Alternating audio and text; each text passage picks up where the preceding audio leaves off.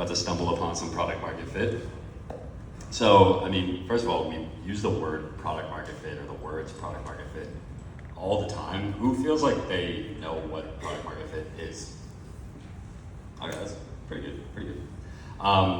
In a lot of the ways that we talk about it, we talk about product market fit like we say we want to find product market fit over there, and then we do some things, and then magically we have it, like it's binary. But like, what happens in that sort of black box? How do you actually go from having some assumption or a hypothesis to finding and validating product market fit? And that's what this talk is about. It's not about Filecoin specifically. Anyone in this room who has a startup, who has a business, these are the tools that I've used in the last 15 years of building not product market fit startups, or I guess GLIF does have product market fit, but I failed way more times than succeeded. And these are the lessons that I've learned in kind of a jumble.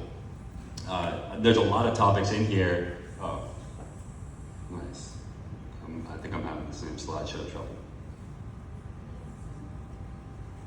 But there's a lot of topics in here that we could go deep dive in 30 minutes just on like one of these slides. So this is kind of like a broad overview. And then as we, throughout the week or the next couple of days, if you have questions or you want to jam on ideas, come find me, because I think this aspect of building companies is the most fun. You get to build stuff, you have a blank canvas, and it's just an awesome time to run experiments.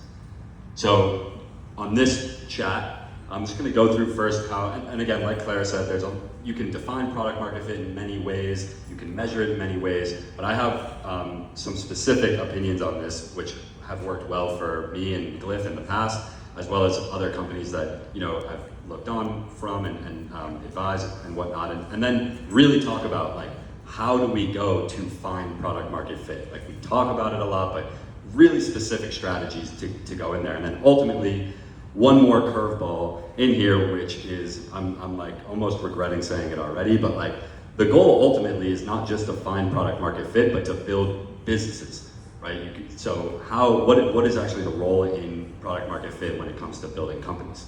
And I think that's important. Let's start with the definition. So I'm kind of combining two definitions here. So one is, I think, quoted by Sam Altman from OpenAI and Y Combinator, but it's when users love your product so much that they spontaneously tell other people to use it, right? So that's a notion on organic sharing. That's really a good indicator of product market fit. And the second one is when users love your product so much that they would be really angry or disappointed if you rug them from it, right? You just take it away from them, they're not gonna be happy. Those are two really good indicators of your product having product market fit. And I know Claire had showed some slides. Again, these are two opinions. I don't actually think that revenue, for instance, is one way to measure product market fit or an effective one, and I can go into some reasons as to why. Another way to look at product market fit and to kind of think about where your business is in particular is this sort of Venn diagram. So one, in order to have product market fit, I think you need to live in the middle of that Venn diagram. So you need to solve a real problem for a real person. You need to have organic growth and strong retention. And there also has to be a market for you to have product market fit. And so you could look at different areas of this Venn diagram, and you could think like a lot of us, we're in here where we have identified that there's a market and there is a real user need, but we don't have organic growth or retention. That's where a lot of startups sit. You may also have some weird friends who are solving a real user need, at least for themselves, and there's some organic growth and strong retention, but there's actually no market for that product, like a babysitter for your snakes or something. I don't know. And lastly, you want to make sure that whatever you're building is grounded in real user problems, or else you may just have a fad. Right, so there was an app, there's been several apps. One of the ones that comes to mind for me is this app called Yo. It blew up when I was in college. It was actually really fun for like a week. And all it did was you just send a yo to your colleagues. That was it. They raised like 2 million in funding, and then like a few months later, no one used it.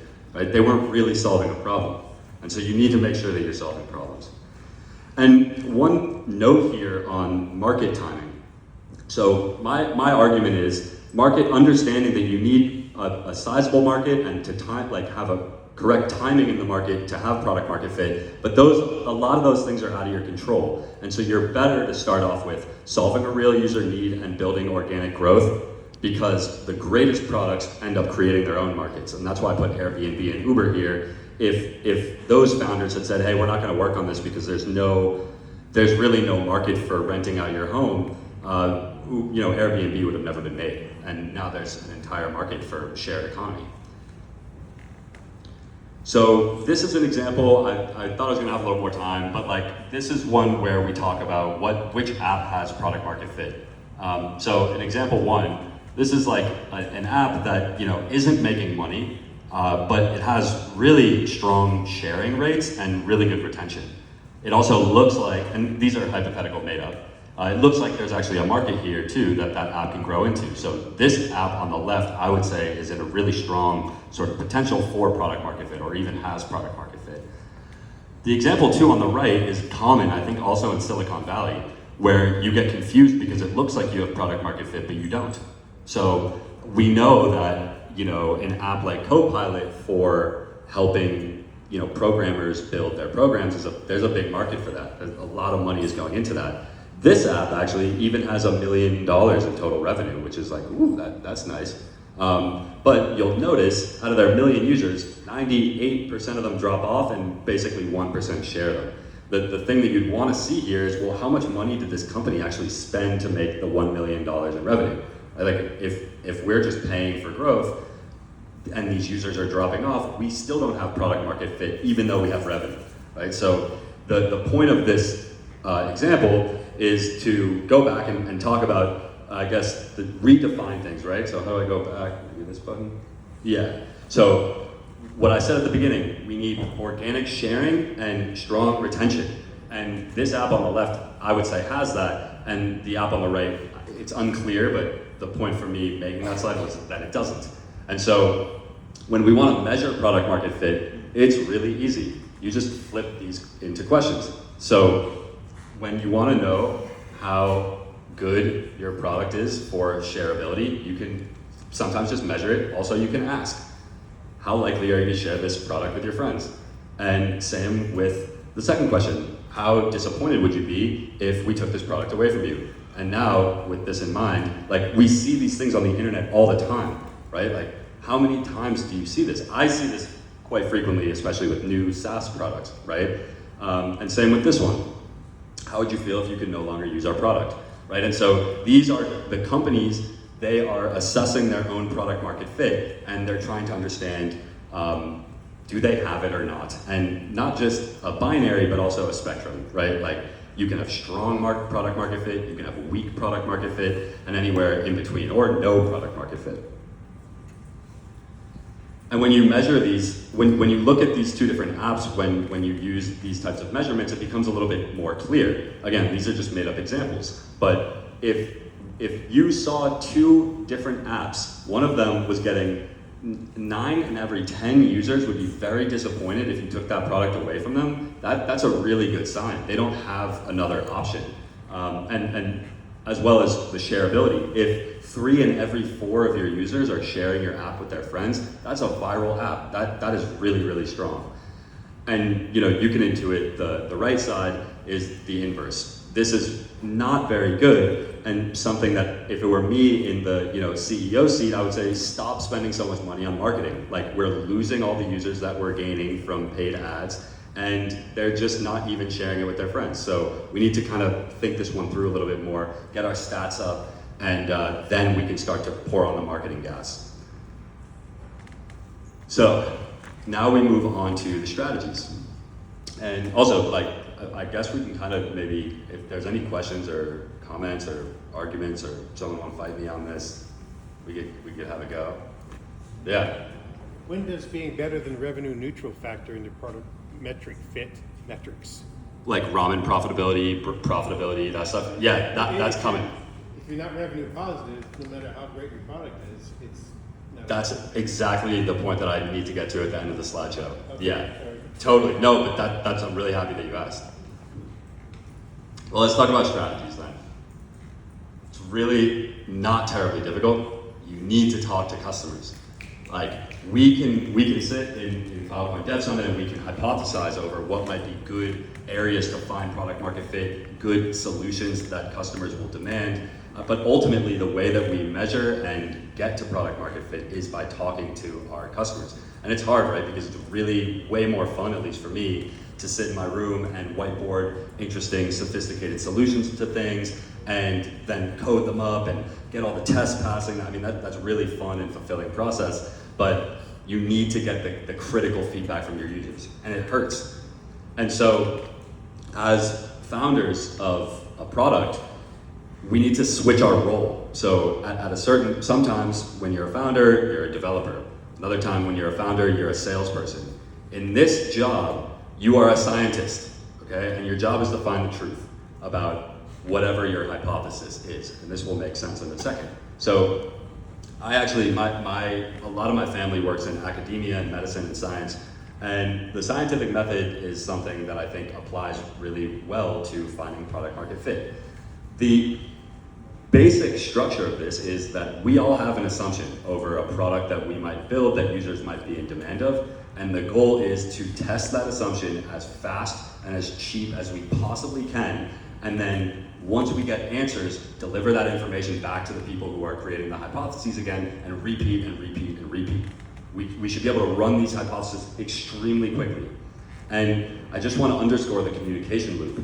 I think especially post-nucleation, where we have layer 1s and layer 2s, we risk a huge gap in communication where you have layer 2s that are responsible for onboarding data, and the layer 1, yeah. I'm totally agree. I no longer have a microphone, but I'm not very loud. It's cool. I think it's also a problem where you have different people who are interfacing with the users and customers, like say, some of the folks in D-Store, or some of the folks in Filecoin Foundation, or some of the folks in SEAL, who are spending a lot of time trying to work with clients and understand what tools they're using, what issues they're running into, and then they have gaps in communication in talking to engineering teams and solutions teams and L2s, and then there's gaps in communication talking to the rest of the network of what are those gaps and are they getting fixed and do they have the resourcing they need for us to solve these problems. And so I totally agree that the conclusion needs to get back to the top, but I think we even have gaps in this throughout our pipeline right now because we have different groups that are owning that responsibility but not connected to visualizing and pushing the solution through the end. Yeah, totally agree. I think that also comes down to how we structure our teams, and seeing products all the way through the end, I think would help a lot with that. And so, like I said, I mean, I could talk for an hour plus just on how to conduct the scientific method in the context of apps and validating product market fit, but I'll go here highlighting some of the most important points that I've had in my past. Yeah, Harsh. Why is payment not featured in any of your slides? The notion that if someone wants to pay for it, you found PMF. Do you think there's an overrated notion? Or? I think that if someone is willing to pay for your product, it's a really good sign. And maybe that's a good question for measuring product market fit, especially in the context of Filecoin. I don't think that payment is a necessity for having product market fit. If, for instance, look at a social network, right? Social networks can achieve product market fit and no one's paying. The product market fit between the social network and advertisers is where you actually need the payment. And so this gets back into building businesses, and I'm coming there. But also, great question. So just to kind of go through a little bit here, I put together this hypothetical sort of breaking out the scientific method into doing research for potential onboarding, like a Vortex-like Project Raoul for Filecoin. And so you could imagine, we have some observation in the room, right, that we come up with at Phil Dev Summit, like many decentralized blockchain projects, they store their historical state on AWS. And our question is that a problem? And we need to figure out if that's a problem, because our hypothesis is that is a problem. That kind of violates the decentralized nature of the blockchain potentially, or there's probably a bunch of other hypotheses in this room as to why that's important. And those are the things that we really need to test.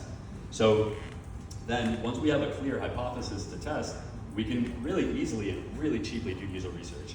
We don't need to even really build anything to validate some of these hypotheses. And so again, this is just a hypothetical, but let's imagine that we do user research on this type of observation and hypothesis that it is a problem for blockchain ecosystems to store their state in centralized data storage solutions. And then we do some research and we find out that actually 7 out of 10 teams who are actually currently paying for archival quote, centralization is a top 3 problem. Right? Like that would be amazing, unprompted, if we just ask them, hey, what are your biggest problems when it comes to your blockchain ecosystem? And they're like, well, we're storing our state on AWS and that's an issue. 7 out of 10 teams say that, we're like, wow, there's a real problem here. But we need to be careful, and this has happened to me in the past. We need to make sure that the reason that something is a problem for a potential customer aligns with the hypothesis that we have. So it's really always important to ask why something is important to someone, or why is this a problem? Because we might hear this, like, oh, yeah, storing our blockchain state on AWS is a huge problem for us. And we're all like, yeah, of course it is, because that's going to violate, the decentralized nature of your blockchain. But then imagine if all 7 of those teams just said, oh, that's a problem because their customer service isn't good enough. We'd be like, that's not really the hypothesis that we had. So if we build the product in the way that we think it does and we offer them solutions for decentralized data storage, we're not doing it for the reason that they want, and that could end up becoming a problem. There's some questions, yeah. And I'd just like to add that it's also important to not, I think, Is that on? it's working. Is it working now? Yep. Oh, it is. I think it's also important to not ask leading questions, because, for instance, if we ask questions in a way that the other person answers it in a way that we want them to answer, that doesn't give us the answers that we need, right? Although they're probably the answers that we want. But it's important to not ask leading questions, because that doesn't help us in the long way. And also, it doesn't really add to the conversation. So while preparing those interviews with people, it's really important to ask the questions in a good way. There's also a very good book for that. It's really short, but if you're interested, it's called The Mom Test, and I recommend it to everyone because it just teaches how to ask good questions. What's the code again? Sorry. The mom The test. mom test? Yeah. No, that is amazing feedback, and like a room full of mind readers, because that is exactly what this slide is about. So, Hold on, talk for 1 second. oh, sorry. So I have done research with everyone, and no one, like, decentralized storage isn't a problem for anybody. It doesn't exist. Well, that I know is not true. Because No, that's like when we obviously- yeah. ask them, they don't think, oh, their problems are never around decentralization. Sure. I mean, I find it hard to believe that every customer in the world doesn't care, because I know. I'm not saying every customer in the Yeah. world, that's not what I said. Okay. The ones that I spoke to Sure. have never once cited decentralized anything as being a Oh, problem. and that's really good. It doesn't directly contribute value. It doesn't contribute value because they don't know they Totally. exist. Yeah. No, I think that's a great point. Can I add one here? Yeah. Coming. I have a mic. So this is a classic problem. Ken, since you make the point, Ken. Since you made the point, I just want to make sure to address this. This is a classic problem in any kind of product or market development. Most conventional thinking about product market fit is like, go look at the market and ask questions and find a product and build the thing that people are asking for. However, most strong technology products don't get built that way. The iPhone wasn't built that way. The internet wasn't built that way. The web wasn't built that way. The crypto space certainly was not built that way. The social networks were not built that way. People were not asking for connecting people over these like clunky machines. That product market fit was found by understanding what people needed, even when they weren't asking for it, by asking the right questions to understand what problem they have and how this solution can meet their problem. You don't ask them, do you want this product? It's like understand their problem very deeply. What are the features about their storage solution that could be better? It could be the price. That maybe they don't care about the decentralization features, but they care about the price. Maybe they care about integrity. They don't care about simplification, they care about integrity. Maybe they care about geo redundancy. So it's understanding their actual problem to understand how our product can fit their need. And there's a classic thing around the Model T, right? If I asked, Ford said if I asked what people wanted, they would have told me a faster horse, not a car. And so it's up to us to figure out what they actually want, the problem they actually have, and how to solve it. I would add that Uber and Lyft, or Uber and Airbnb, which were John's points, are also great examples of that. Do you want to go stay in strangers' houses? Do you want to go get in strangers' cars to like have them drive you weird places? Like you present those solutions like that, and people are like, I don't know, but I just wish we had faster taxis or something like that. And how you ask questions is very important to getting actionable answers and being able to describe things well. That's an amazing point. Oh yeah. Hi, John. Hey. So my name is Kenneth, and maybe I'll address the decentralization problem. So the decentralization problem in what I face might not be apparent because there are not a lot of products out there that are end consumer facing that are used by the mass. But the example that I have is Filecoin, and because they have lots of users right now, they face a problem of decentralization. How do I say that? So the Filecoin app is downloadable both on the Apple Store and the Android Store, and certain not directly available and official on certain models, smartphone models. And the problem is the storage that's required to actually save their own private data is actually dependent on which mobile device you have. And when you switch over from Apple to Android or Android to Apple, they don't work because they previously stored it in the individual phone. And this is the decentralization problem, which products with decentralized end user facing products actually have. Yeah, thank you. I think we can. I don't have that much time left, so I want to stay somewhat on track. I think to sum it all up, what I have found to work extremely well in these types of interviews is to never ask future tense questions. That's how you get faster horses.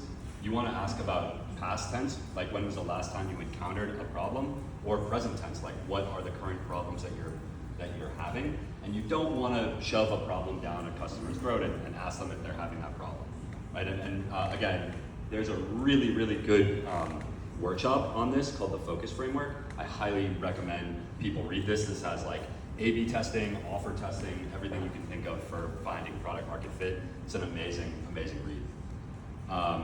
And last note here is that always challenge yourself to do the scientific method faster and cheaper. Like if you can get it done. So I have a lot of friends that will come to me at this point and say, hey, I have this idea for an app. And what do you think about this app idea? I'm like, I have no idea. How long is it going to take you to build it? And they're like, maybe 3 to 4 months. I'm like, how can you do that in 3 to 4 days?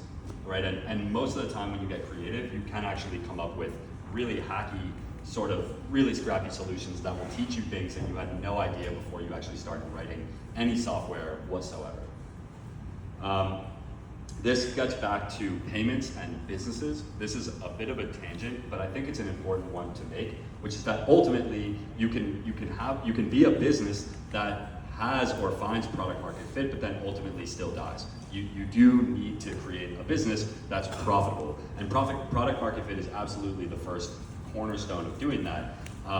But the interesting thing about businesses is you have layers of product market fit, or many different things that have product market fit that together create a business. So when you think about GLIF, we actually had to find product market fit with 2 different groups of stakeholders, the liquidity providers and the storage providers, right? Without one or the other, we didn't have a full business, but we did have an app. right? If we found product market fit with just the liquidity providers, but no storage providers, for instance, hey, like the interest rate of this protocol is 100%.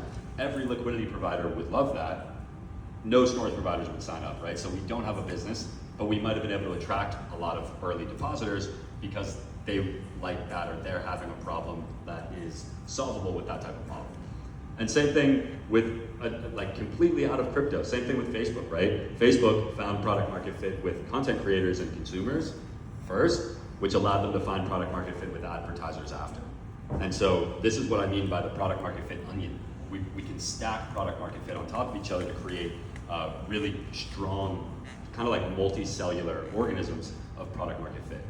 And the key thing here is that, again, like these pictures like are interesting because you can look at this whole thing and say Facebook has product market fit or GLIF has product market fit, but when you zoom in one layer closer, you actually see their sub-product market fits. They're like single cellular organisms in this like multicellular being. And so the important thing is at the highest scale, you zoom all the way out, you want the cost of providing product market fit to be less than the revenue you receive for providing it, right? And that's the ultimate goal. And the reason that we don't necessarily need to focus on that right away is because if you look at Facebook, again, like Facebook started creating great product market fit on their social network, but it was not a viable business.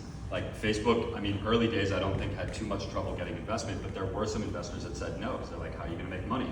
And even actually at the very beginning of Facebook had a really hard time actually creating product market fit with advertisers. So we have this great social platform and we have tons, millions and millions of users, but at the time, Facebook couldn't compete with Google for ads.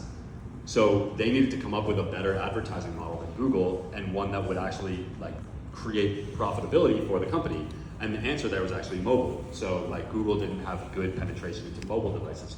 Facebook did. That was the product market fit insight that enabled Facebook to be profitable, but again, only possible because of the inner circle, which the product market fit was not economically sustainable. So it is okay. That's why, like ours, when you ask why don't we do paying as like a thing here, or you know your question as well, it's that's the answer, because we'd be very short-sighted and miss a lot of opportunities that are only possible by many layers of this onion.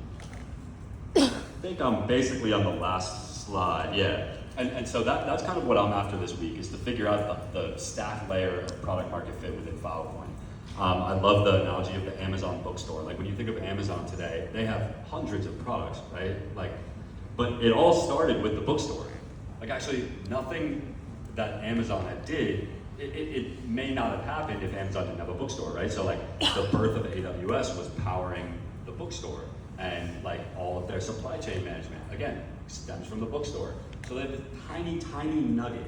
And that is really important to have, where we all focus on, maybe for Filecoin it's 1 or 2 nuggets or whatever, but I do think that that's something that we would benefit from as an ecosystem, to find these shelling points as to these are the core piece of Filecoin product market fit, whether that's servicing layer 2s, whether that's selling storage ourselves. That's kind of what we need to figure out, and we need to be talking to customers and doing research and collecting the data and sharing the information in order to make that happen. And lastly, my shameless GLIF plug, yeah, if you don't know who we are, come find us online. We're Filecoin's largest DeFi protocol. I think we have product market fit, but it's an ongoing battle. So thanks for your time.